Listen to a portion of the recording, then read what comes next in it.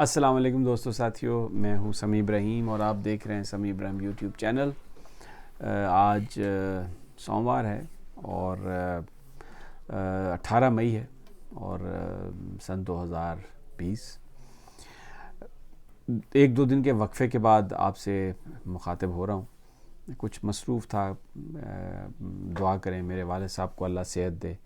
कुछ और इस तरह की दो तीन मसरूफियात थी जिसकी वजह से आपसे बात नहीं हो सकी। लेकिन आज बड़ी ज़बरदस्त पॉलिटिकल ख़बरें। एक तो माशाल्लाह सुप्रीम कोर्ट का बड़ा अच्छा डिसीजन आया जिसमें उन्होंने पहले कहा था गवर्नमेंट से कि आप हमें बता दें आपने क्या करना है, पॉलिसी में हम आगे होनी चाहिए, नहीं तो हम ये मार्केटें खोल देंगे।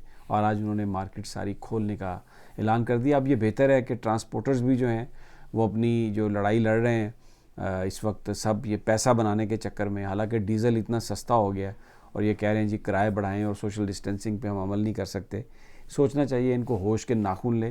पाकिस्तान पहले ही गरीब आदमी बर्बाद हो चुका है, घर में बैठ बैठ के कारोबार तबाह हो चुके हैं और कोई किसी को समझ नहीं आ रही। इतने अखराजात हैं, इतना पैसा और आगे त्यौहार भी हैं, ईद है, तो ये इसको ज़रा वो अगर वो कर लेंगे तो ये सबका भला होगा इसमें।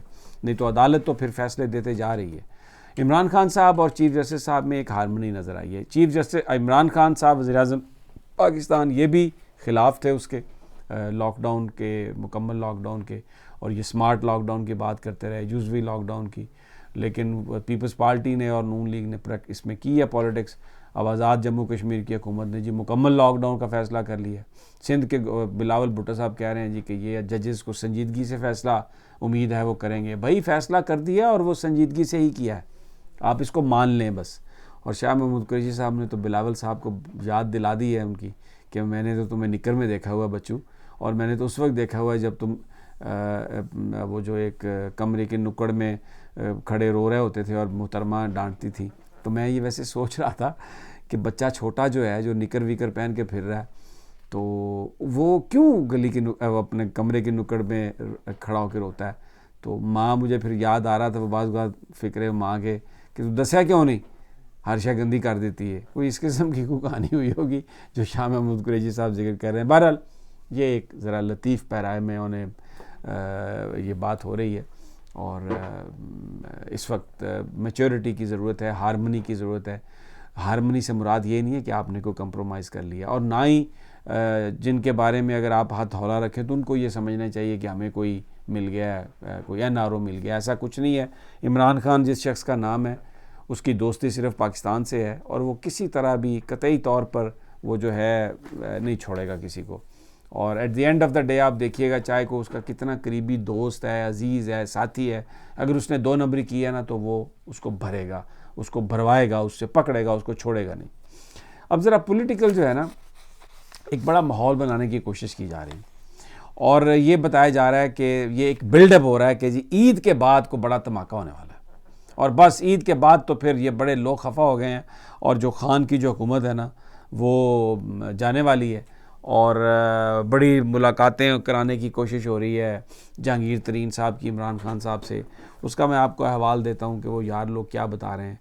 फिर कोई इस तरह की भी बात हो रही है जी कि वो अलीम खान साहब पंजाब में एक्टिव हो गए हैं, और वो किस लिए एक्टिव हुए हैं कि वो जनाब वो अपना मिल रहे हैं नून लीग से, मिल रहे हैं पीपल्स पार्टी से, और तासुर ये कि जैसे वो उस्मान बुज़दार के ख़िलाफ़ एक्टिव हो गए।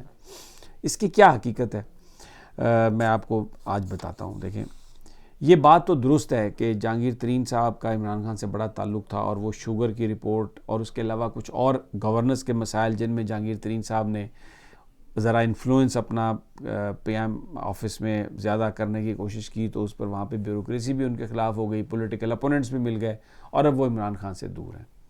बहुत सारे लोगों ने कोशिशें इस हवाले से की हैं लेकिन वो कामयाब नहीं हुई। जिन लोगों ने कोशिशें की हैं प्राइम मिनिस्टर और जहांगीर तरीन साहब के दरमियान मामलात को बेहतर करने की, उनमें एक तो परवेज़ खटक साहब हैं KPK के साबिक़ वज़ीर आला और मौजूदा वज़ीर दिफ़ा।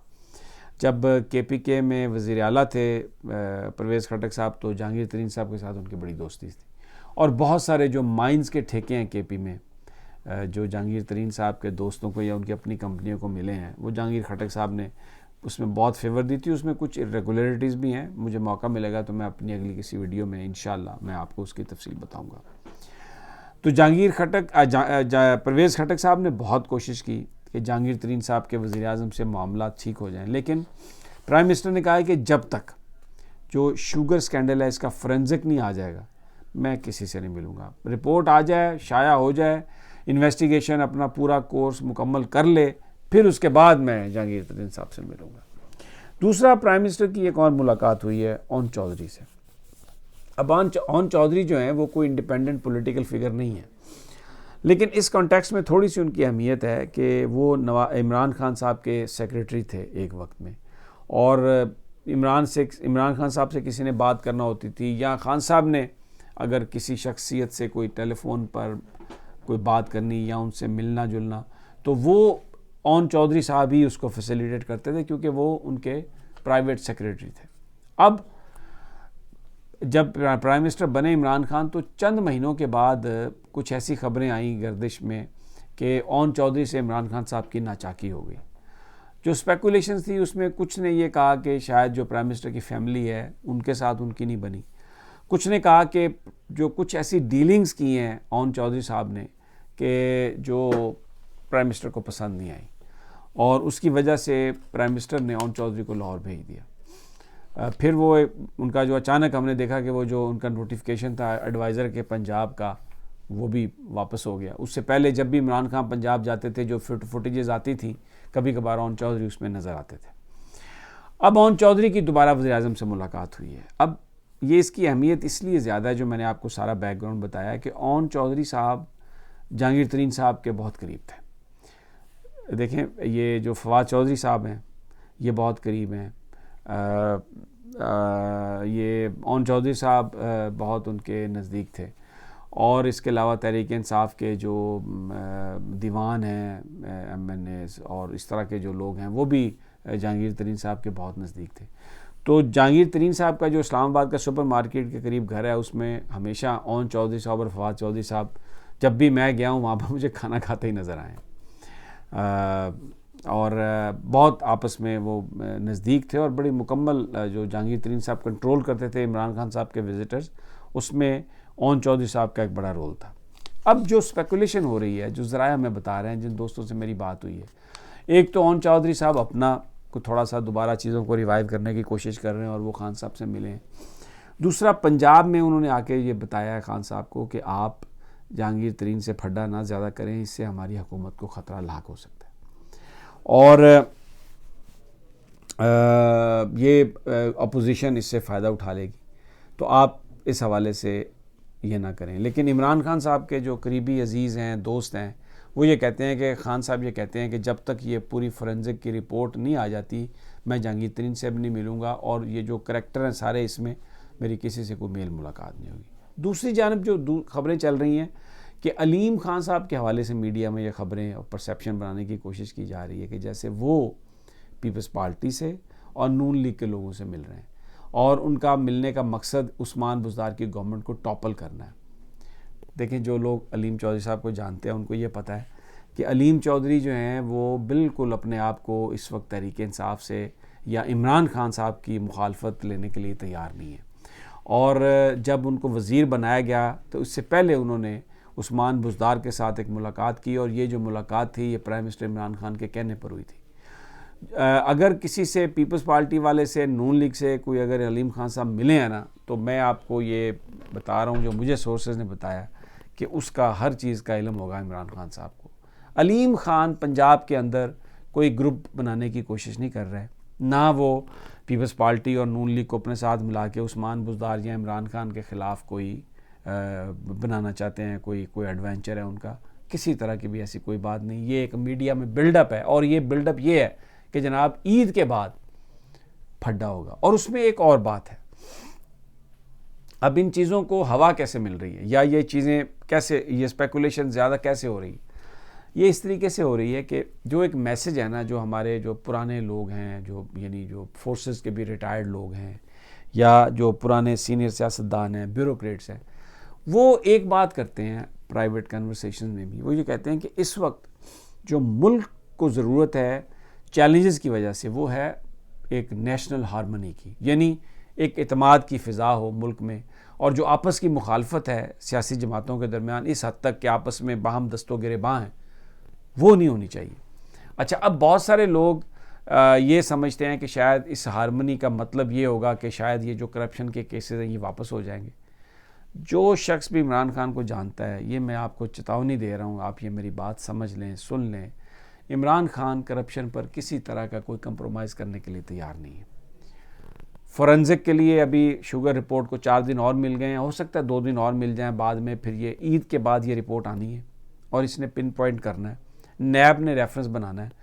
प्राइम मिनिस्टर इमरान खान नैब को कुछ नहीं कहते कि आपने उसको छोड़ना है नहीं छोड़ना, उनका कोई उनसे ताल्लुक वास्ता नहीं है, क्योंकि नैब एक इंडिपेंडेंट इदारा है।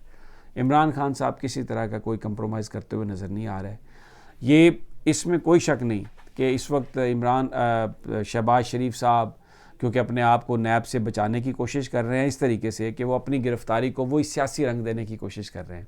हालांकि नैब ने यह बताया कि अरबों रुपए की मनी लॉन्ड्रिंग है, उनके चपड़ासियों, उनके ऑफिस असिस्टेंट्स और वो लोग जिनकी तनख्वाहें 50,000 रुपये महीना थी, उनके अकाउंट्स में अरबों रुपए आए हैं और वो शहबाज फैमिली के अकाउंट्स में चले गए हैं। तो वो सीधे सीधे मनी लॉन्ड्रिंग थी। वो ऐसे नाकाबिले तरदीद वो सबूत हैं कि उसकी बुनियाद पर शहबाज शरीफ साहब को सज़ा होनी है, लेकिन वो अपने बड़े भाई की पॉलिसी पर अमल दरामद करते हुए और जो मुख्तलिफ नून लीग के लोग हैं वो करप्शन के केसेस के ऊपर सवाल उठा रहे हैं, इनको पॉलिटिकल विक्टिमाइजेशन कह रहे हैं और साथ में ये परसेप्शन देने की कोशिश कर रहे हैं कि ये सब कुछ इमरान खान के कहने पे हो रहा है।